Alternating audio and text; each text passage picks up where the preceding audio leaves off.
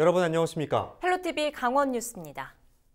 도내 코로나19 확진자가 1,100명을 넘어서며 도읍 방역당국의 긴장감이 높아지고 있습니다. 강원도와 시군 방역당국에 따르면 28일 10시 기준 도내 코로나19 확진자 수는 1,133명으로 전날에 비해 27명 증가했습니다. 지역별로는 동해 11명, 춘천 10명, 철원 5명 등 다수의 확진자가 나온 지역이 많아 집단 감염에 대한 우려가 높아진 상황입니다. 특히 성탄절 연휴였던 지난 주말 사이에도 80명이 넘는 확진자가 도내에서 나와 관광객들이 많이 모일 것으로 예상되는 새해 연휴에 대한 우려가 더욱 커지고 있습니다.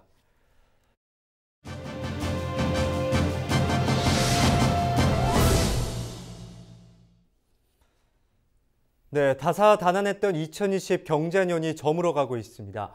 이에 저희 헬로티비 뉴스에서는 올 한 해 강원도에서 벌어졌던 일들을 10대 뉴스 형식으로 정리해보는 시간을 마련했습니다. 올해 가장 큰 키워드는 누가 뭐라고 해도 코로나19입니다. 강원도 역시 코로나19의 습격에 큰 피해를 입었는데요. 더군다나 코로나19 사태는 여전히 진행 중이죠. 올 한 해 상황과 앞으로의 전망, 자세한 이야기 취재기자와 함께 나눠보죠. 성규석 기자가 연결되어 있습니다. 성 기자, 이 코로나19 전국을 넘어서 전 세계 이슈였습니다. 올 초 시작해서 현재까지도 코로나 위기가 계속되고 있는데 강원도는 어떻게 전파가 됐는지 좀 짚어볼까요?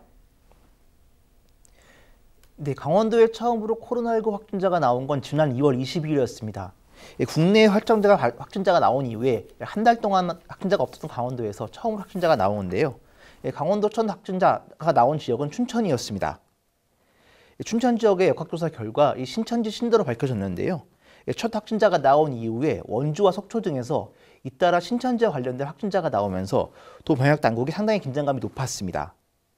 때문에 강원도 방역당국이 매일매일 브리핑을 열 정도로 긴장감이 상당했는데요. 다행히도 1차 확진자가 나온 이후에 3월로 접어들면서 확진세는 수그러드는 분위기였습니다. 3월에만 30명의 확진자가 나왔지만 4월에는 15명, 5월에는 4명만이 확진이 됐는데요.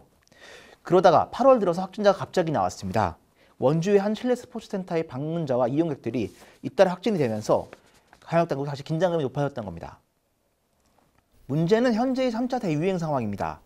지난달부터 전국적으로 확진자가 늘고 있는데 강원도 역시 이 같은 추세에서 벗어나지 못하고 있습니다. 이번 달과 지난달 확진자가 폭발적으로 늘면서 최근엔 1,000명을 넘어섰는데요.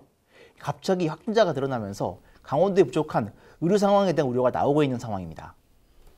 네, 수도권이나 집단 확진자가 나왔던 지역들과 비교해서는 상대적으로 강원도 내에서 확진자나 사망자는 빠르게 증가하지는 않았는데요. 하지만 이 지역 경제가 받은 타격은 상당했죠. 네, 강원도의 확진자가 좀 늦게 나오긴 했지만 확진자에 관련된 보도들이 잇따르면서 지역 소상공인들의 공포감은 똑같았습니다. 특히 확진자가 나오기 시작한 3월 이후에 강원도 지역 경제는 그야말로 직격탄을 맞았습니다. 당시 졸업식과 입학식이 잇따라 취소가 되면서 화훼 농가들의 피해가 상당했고요. 유동인구가 급격히 줄면서 장사하는 사람들은 상당히 큰 타격을 받았습니다. 다행히 이 같은 타격은 정부와 지자체가 재난지원금을 풀면서 조금씩 수그러드는 상황이었는데요.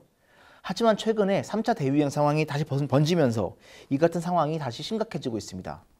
도내 대부분의 지자체들이 2단계 거리 두기의 시행에 들어가면서 식당과 카페 등은 직격탄을 맞고 있습니다.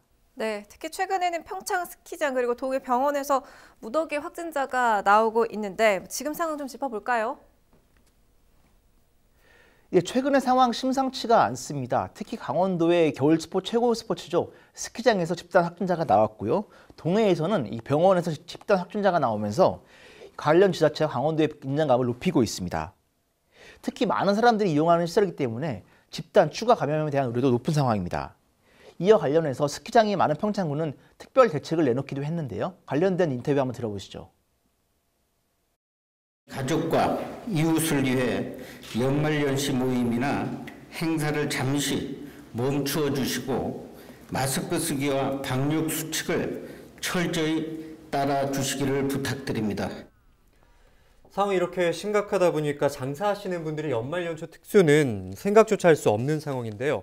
자영업자분들은 취재해 보셨죠? 예, 제가 직접 취재를 해보니까 자영업자들이 그야말로 죽을 맛이라는 이야기를 전했습니다. 예, 벌써 코로나가 확산된 지가 1년인데요. 1년 동안 제대로 된 장사를 하지 못하고 있다는 이야기들을 했습니다.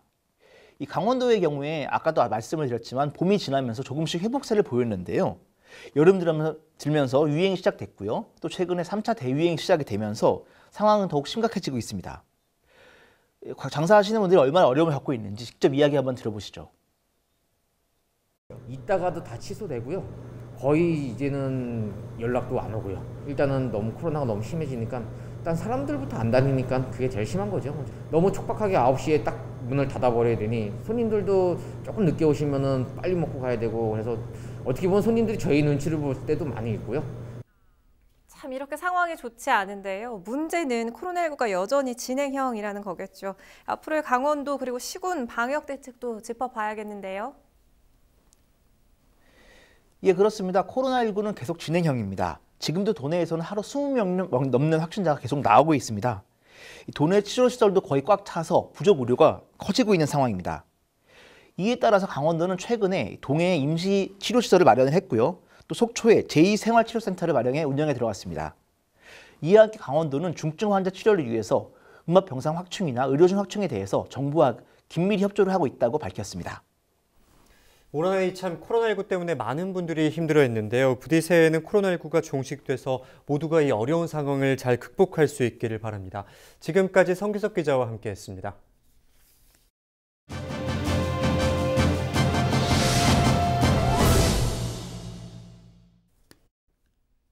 올 한해 강원도 주요 이슈를 10대 뉴스 형식으로 정리해보고 있습니다.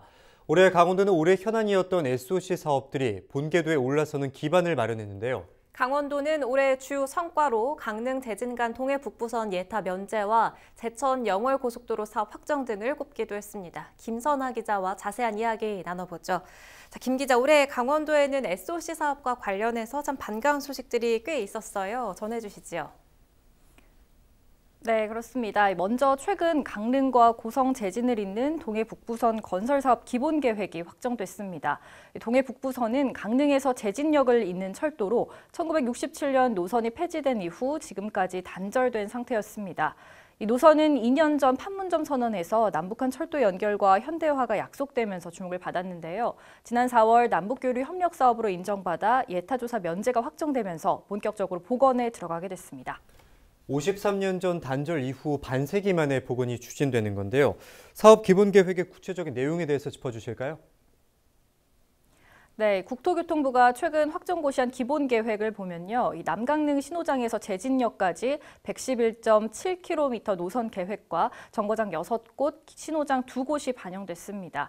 속초역과 제진역이 확장 개량되고 강릉, 주문진, 양양, 간성역 등 4개 역이 새로 생깁니다.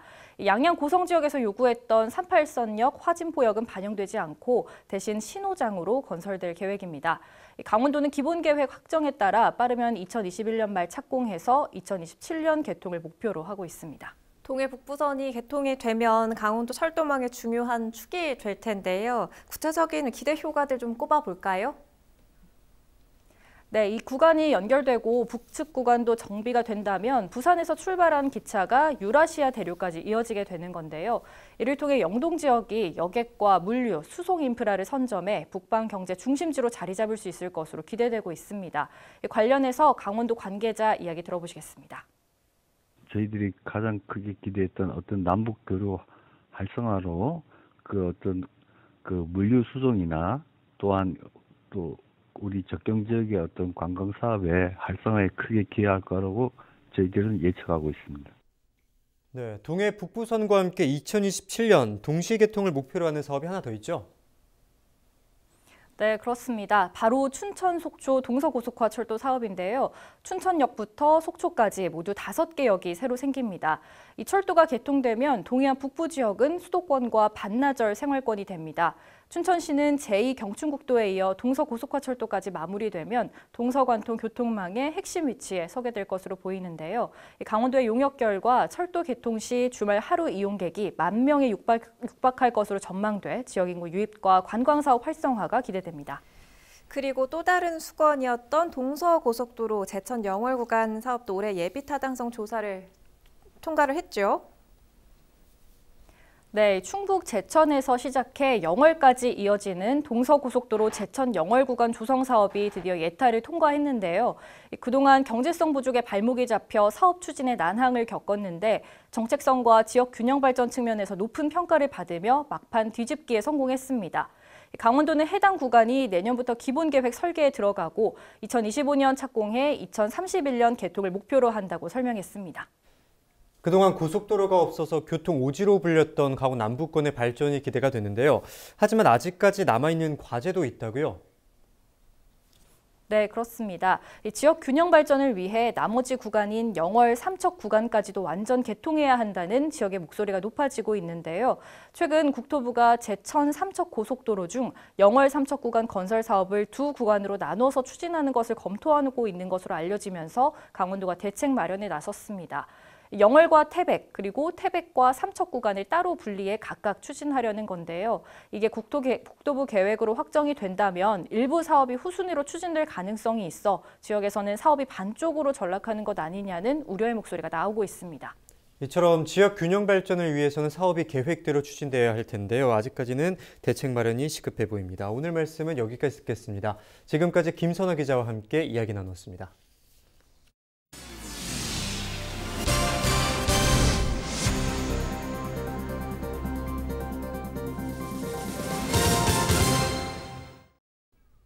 이번 겨울은 지난해보다 더 춥고 건조하겠다는 전망이 나왔습니다. 강원지방기상청은 내년 1월부터 3월 전망을 분석한 결과 1월은 북쪽에서 내려오는 찬 공기의 영향으로 기온이 평년보다 더 떨어지겠고 2월과 3월은 기온이 점차 오르겠지만 일교차가 크겠다고 내다봤습니다.